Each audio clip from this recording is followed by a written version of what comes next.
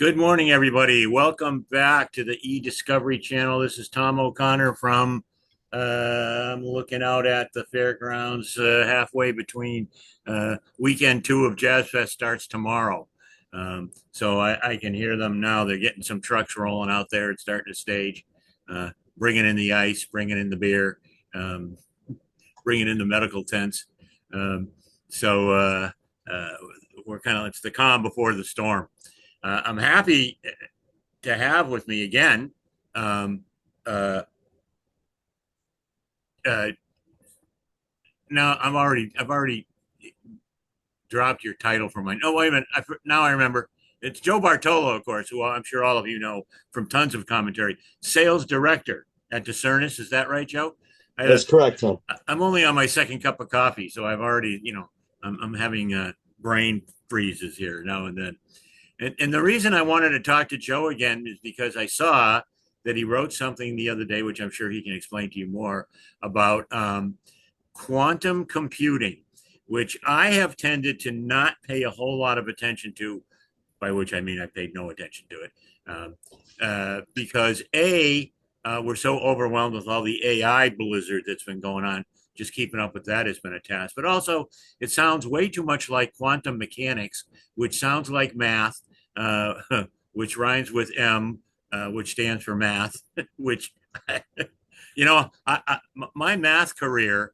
So, to the two great stories of my youth, when I was in Little League, I was about 12 or 13. I was a pretty good player, and I'm in a game one day, and one of my neighbors is a catcher for the opposing team, and the pitcher throws a curveball. I've never seen a curveball before in my life, right? And I just stand there gaping at it. And my friend looks up at me, he goes, "Your baseball career is now officially over." That same year, I walked into a classroom in school, and it was a math class, but they had numbers and letters all mixed together. And that was officially the end of my math career when they started throwing letters in there. So Joe, the microphone is yours. Tell me what the heck is going on with quantum computing and why it's important and why we need to pay attention to it. Well, appreciate the opportunity, Tom. Thank you very much. Always a pleasure to talk to you, and thank you for having me as a guest. And it is an important topic, so I'm glad to talk about it. And if I'm rambling, feel free to cut me off and interject and Okay. ask a question. But yeah, there's a lot of issues related to quantum computing. I focus on it more from the intersection of quantum computing and the legal profession. I am not a mathematician. I am very fascinated with quantum mechanics, but I'm not the greatest calculus student in the world.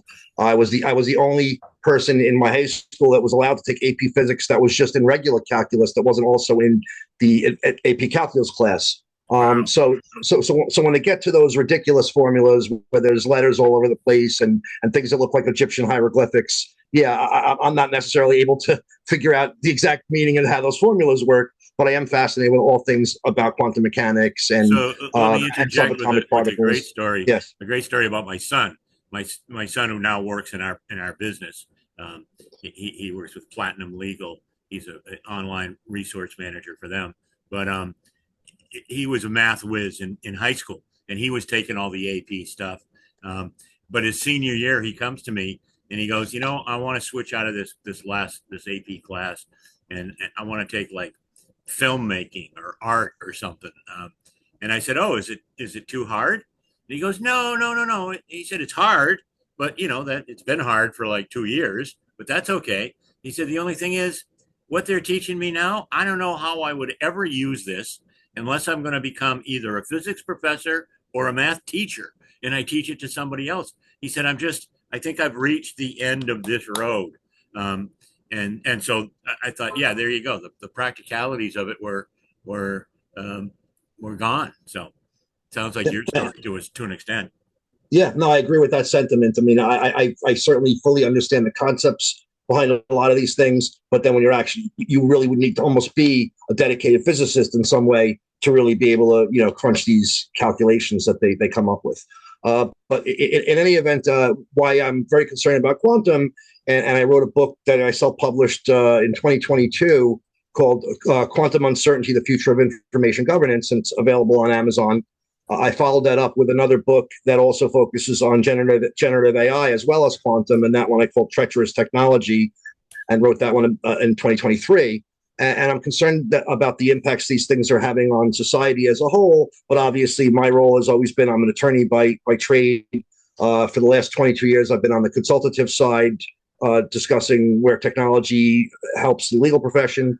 And so I'm concerned about the impact quantum is going to have there. And about 5 years ago or so, it started dawning on me that I'm glad I know a lot about quantum mechanics, because quantum computers are going to become a more important thing in the future. And there aren't that many experts out there that really understand it and can regulate it. And I had enough of a challenge 20 some odd years ago explaining what metadata was to the legal profession and the judiciary. So I look forward to the challenge of talking about quantum mechanics and subatomic particles and things like entanglement and quantum decoherence and some of these. Well, so before we talk about the impact, tell us what it is. Tell us what quantum computing really is. It's a new form of computer that is more. It will ultimately be, and it already is, more advanced than traditional supercomputers even. So it can do advanced calculations at rapid rates. So there's a certain risk element associated with it, because they are concerned that they will be so powerful that they are a risk to the current forms of encryption that we use. So that could be a challenge. And are they physically different from the hard drives that we use now, or even solid state? It's very different than the hard drives we use now. And there are different types of quantum computers. There's about 200 companies right now that have something to do with developing quantum computers. Only a few of them are really at all household names at this point. And they are, and the larger companies like Google are also, and Microsoft are also involved in their own, quantum development. Google has a quantum chip called Willow that is commercially, available right now. So they are making strides, and IBM rents space in a commercially available quantum cloud. So so there are abilities for us to use quantum computers right now, but they're radically different than the traditional computers that we use. I have personally never used one, even though I consider myself an expert on the topic, especially where it intersects with the law.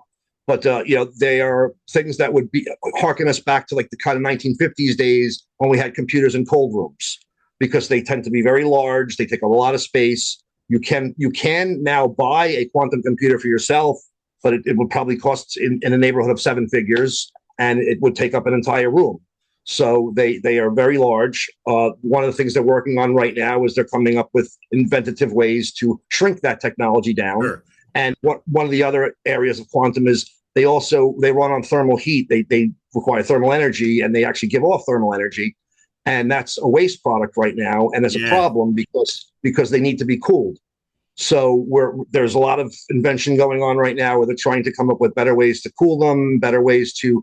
There's certain efforts more overseas than here in the United States, but efforts made to try to capture that thermal energy that they're giving off as waste product right now and try to reuse it, recycle it as something that could power the quantum computers back, because they are a big drain on energy right now. But there's a lot of improvements. They're advancing rapidly. Every day I read a new article about a new breakthrough and a new way that they could make components that are smaller and they don't have to be as elaborate or as pristine as they used to think they used to be with the crystals that they use to create these things.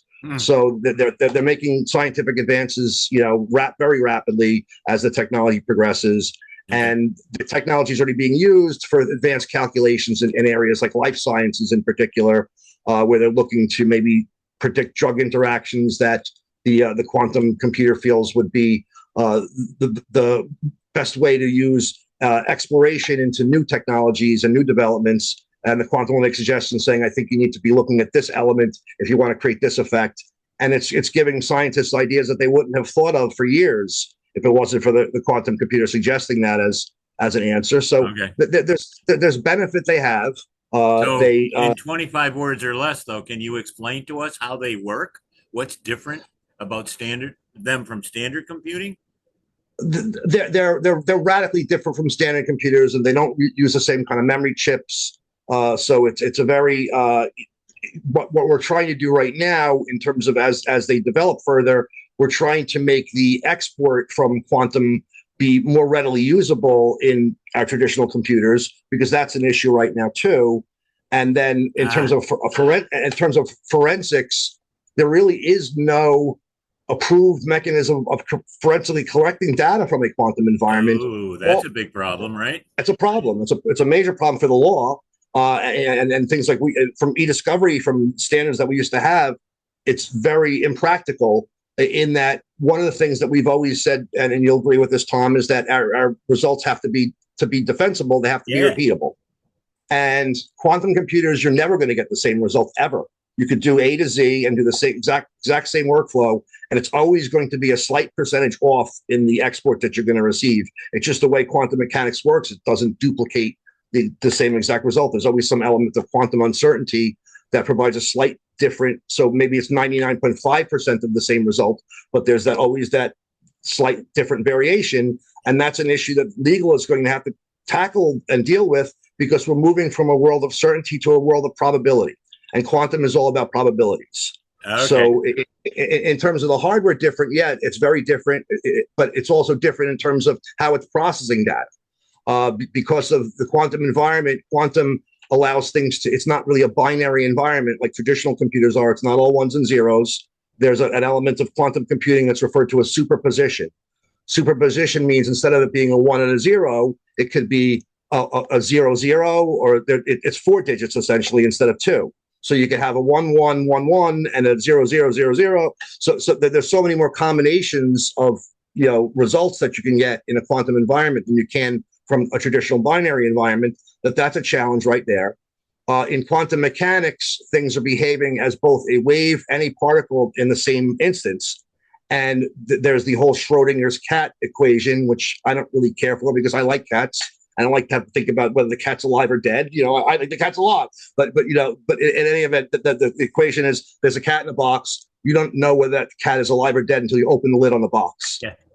So here's and then it collapses into one state. It's either alive or dead. Yeah. The same thing with quantum. Thing that really puzzled me about quantum mechanics, well, it all puzzled me, but the one thing that piqued my interest, and I heard or read some language about Microsoft Loop that sounded similar to this, and that is, and you probably know the phrase, the definition of this, where particles can exist in two places.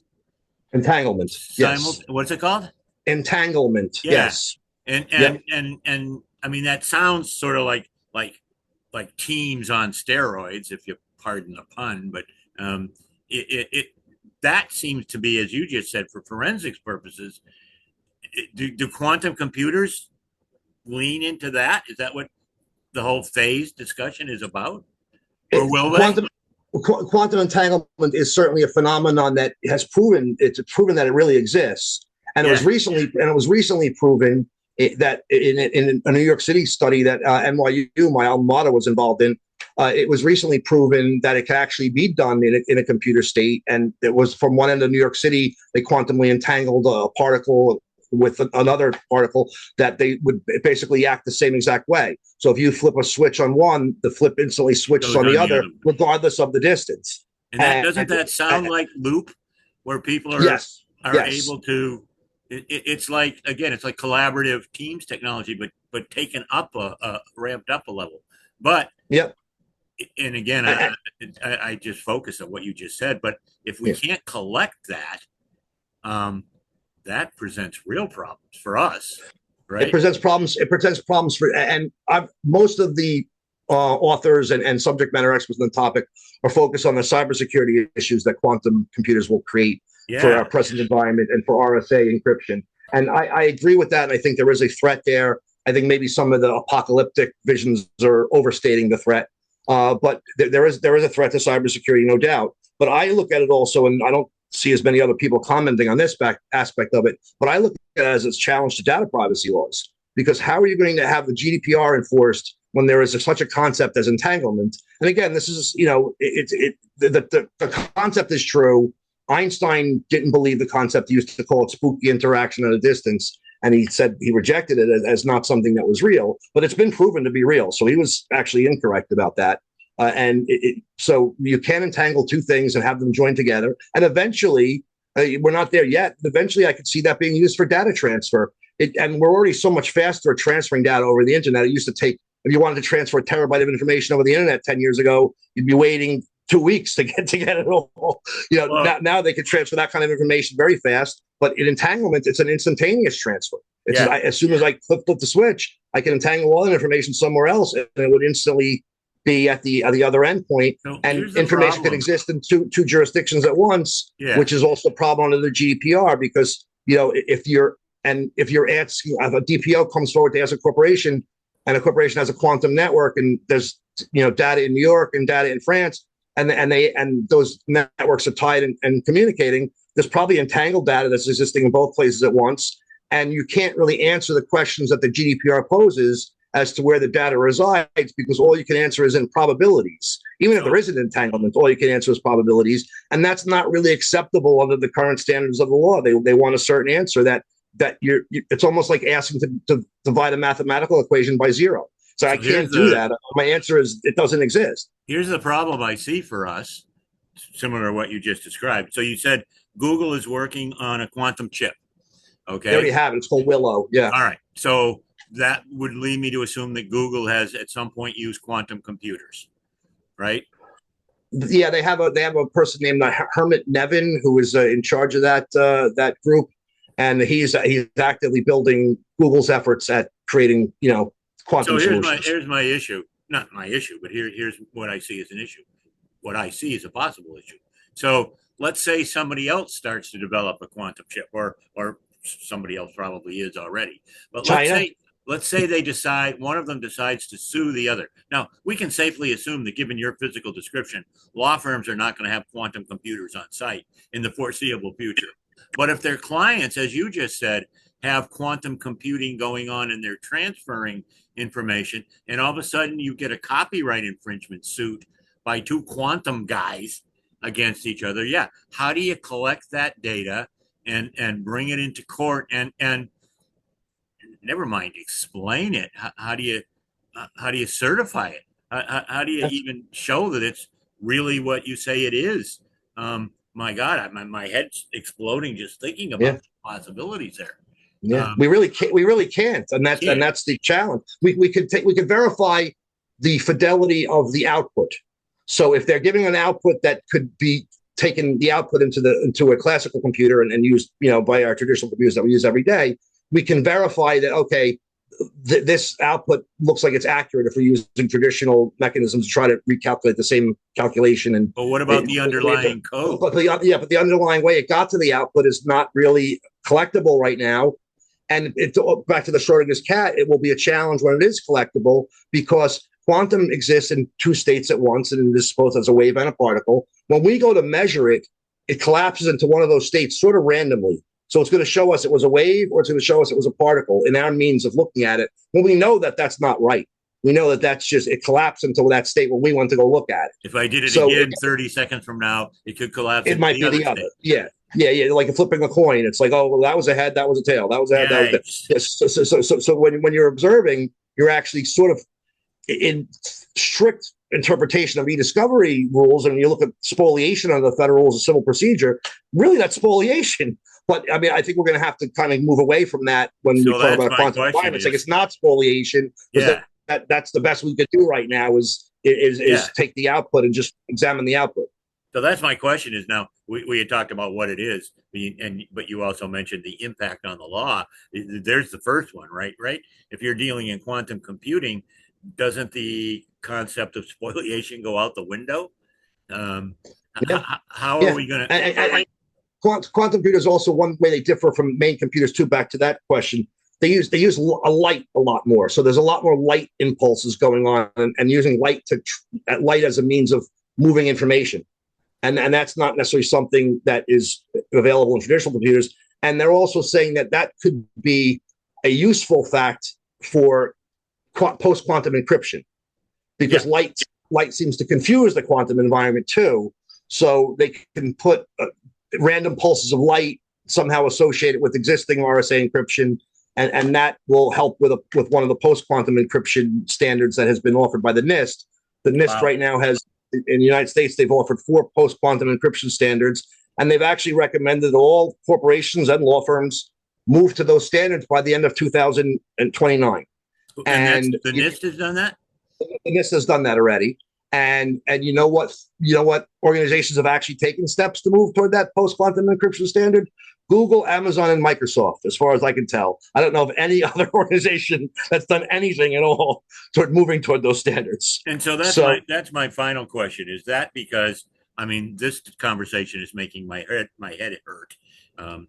Is it much like me? People haven't started talking about it because it's a difficult conversation. We're still getting our heads around AI and what AI is. This is like, oh my God, I think am I really ready to retire now? I think I am ready to retire. Well, I don't think so, because I think you have the understanding of the history of how the industry has moved behind you, and that certainly will help navigate, the future of when we have to make some subtle changes to how we regulate things because of the nature of quantum mechanics.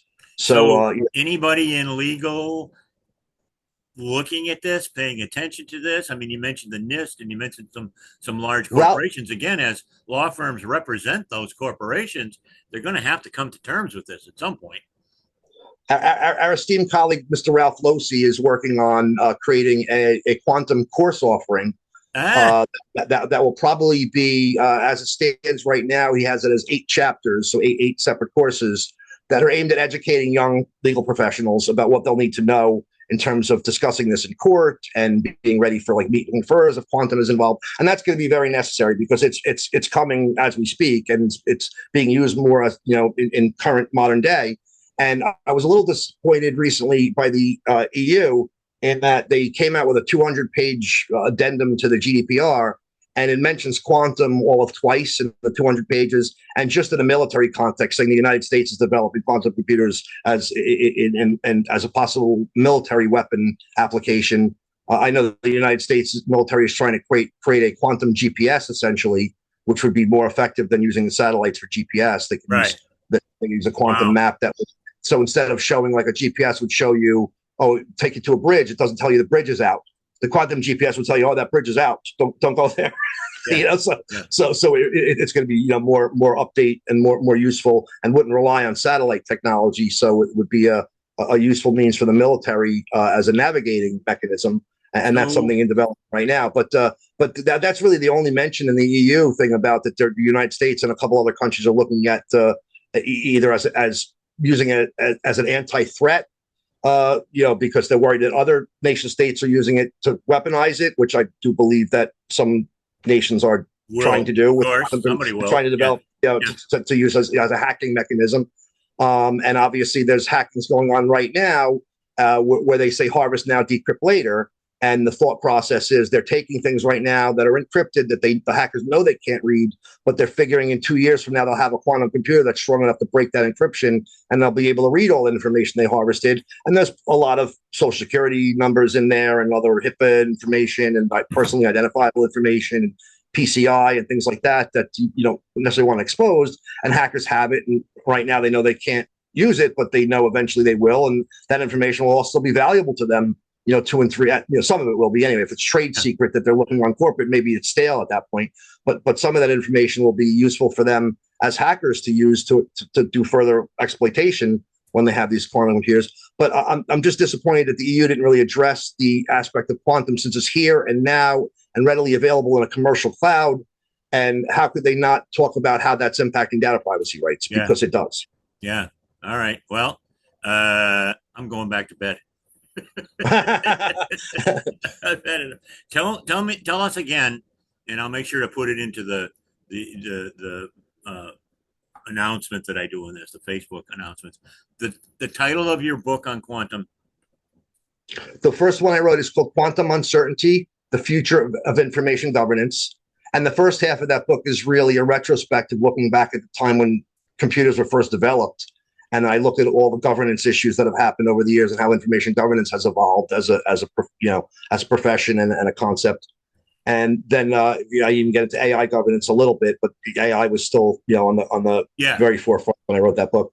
And then I followed up because generative AI was having such a broader impact at the time. I followed up a year later where I talked about some of the quantum threats again in a book called Treacherous Technology, but I also focus on a lot of the threats and negativity that you see right now, negative impact that AI is having on society in terms of deep fakes and things like that. That's called Treacherous Technology? Treacherous Technology. Right. I warn about the lack of trust that generative AI is going to cause, and that was over 2 years ago I wrote that, and I feel like I'm pretty spot on because I do think a lot of that lack of trust has happened, and the courts are struggling now with all this deepfake evidence and how they verify that. And obviously, on Amazon, Joe. That's both on Amazon. Both on Amazon. And I'm a proponent of technology. I mean, I love technology, but I also have a love-hate relationship with technology I know. too. I have the same. I think generative AI helps a lot, and especially in the legal profession, it helps. But if you say something even remotely negative, it helps. Yeah, you get pushback. So. But it's replacing people's jobs too. So there's a negative association with it too.